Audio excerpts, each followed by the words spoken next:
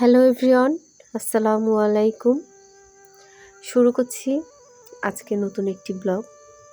আজকে আমরা একটু বাইরে বেরিয়েছিলাম। কেমন আছেন আপনারা? আশা করি সবাই খুব ভালো আছেন। আলহামদুলিল্লাহ, আমিও খুব ভালো আছি। আমাদের এখানে স্বপ্নের একটি শাখা খোলা হয়েছে। আগে বরিশাল পটুয়াখালী থেকে আমাদের স্বপ্নে গিয়ে তারপরে কোনো কিছু কেনার প্রয়োজন হলে কিনতে হতো। খুব তাড়াতাড়ি এখানে একটি শাখা খোলা হয়েছে স্বপ্নের। তো আমরা আজকে সেখানেই যাব, একটু ঘুরে দেখেও আসব। আর যদি কিছু কেনাকাটা করি তো করব। এই হচ্ছে আমার দুই মেয়ে, ছোট মেয়ে এবং বড় মেয়ে। তো আমরা রাস্তা পেরিয়ে এবার অটোতে উঠে পড়লাম। এবার আমরা স্বপ্নের উদ্দেশ্যে রওনা দিচ্ছি।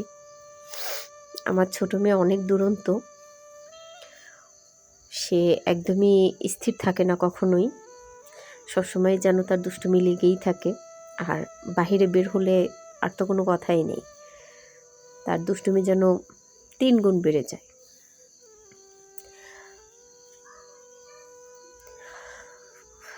তো এই তো আমরা প্রায় কাছাকাছি চলে এসেছি।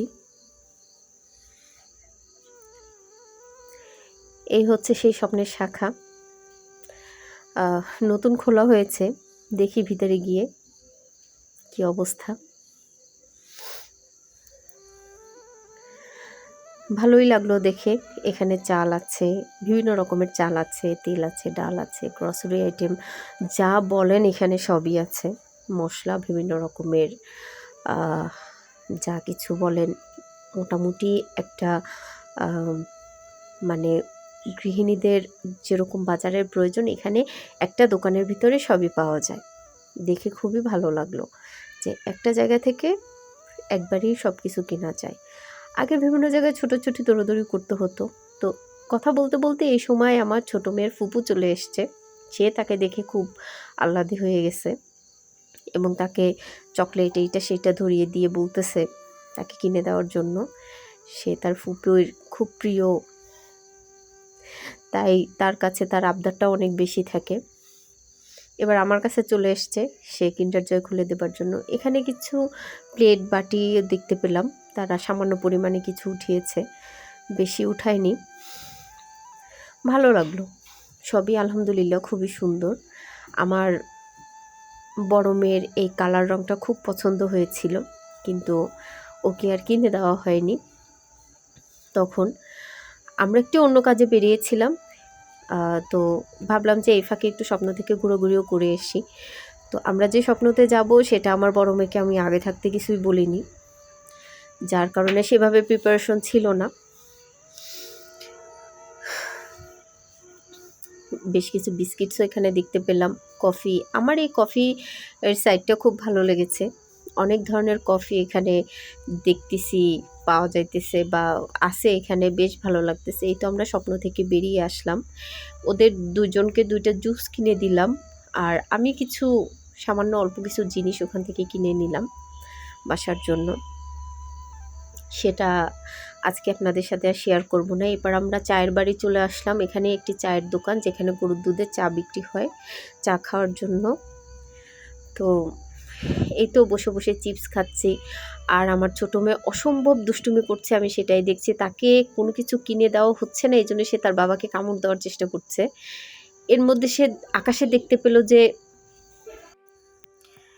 আপনাদের যদি আমার ভিডিওটি ভালো লেগে থাকে তাহলে অবশ্যই লাইক দিবেন, সাবস্ক্রাইব করবেন, এবং আপনারা যদি আমার ফেসবুক পেজ থেকে দেখে থাকেন তাহলে অবশ্যই একটা লাইক দিয়ে রাখবেন।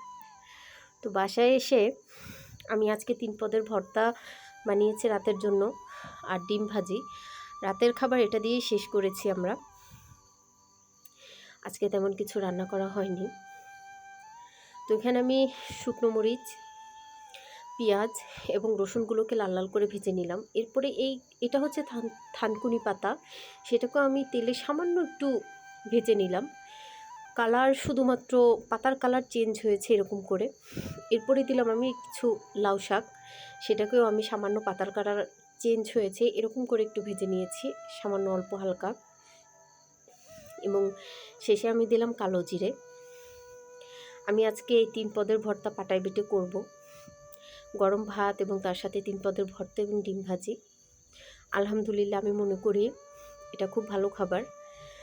তো আমি এখানে এখন ধীরে ধীরে ভর্তাগুলো বেটে নিচ্ছি। 3 পদের ভর্তাই আমি বেটে নিব এক এক করে। তো আমি আবারও বলছি, আমার ভিডিওটি যদি আপনাদের ভালো লাগে অবশ্যই একটা লাইক দিবেন। আপনারা ভালো লাগলে সাবস্ক্রাইবও করে রাখতে পারেন যদি আপনাদের মনে চায়। কমেন্টও করতে পারেন, ভালো খারাপ আমি দুটোই পড়ব। আর আমার কথার ভুল ত্রুটি, কাজের ভুল ত্রুটি অবশ্যই ক্ষমা সুন্দর দৃষ্টিতে দেখবেন আপনারা, আমি আশা করি।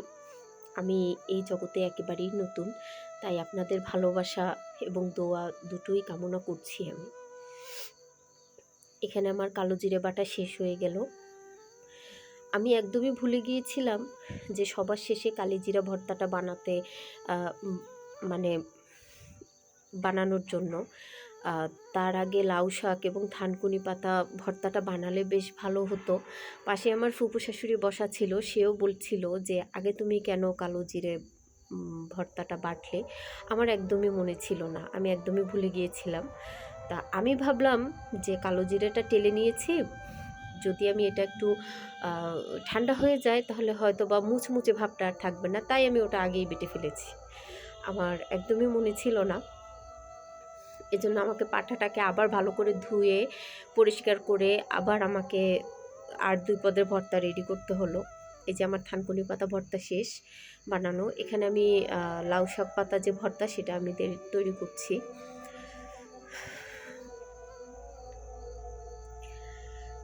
তো এখানে আমি ভাজা পেঁয়াজ, ভাজা রসুন এবং ভাজা শুকনো মরিচ এবং লাউ শাক এবং লবণ সমস্ত কিছু দিয়ে আমি সুন্দর করে বেটে নিলাম।